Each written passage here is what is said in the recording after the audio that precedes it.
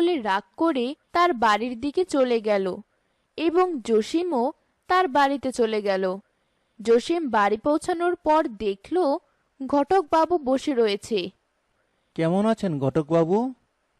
ভালো আছি। আপনার জন্য অপেক্ষা করছিলাম। একটা সুখবর আছে আপনার জন্য। কি সুখবর, তাড়াতাড়ি বলুন।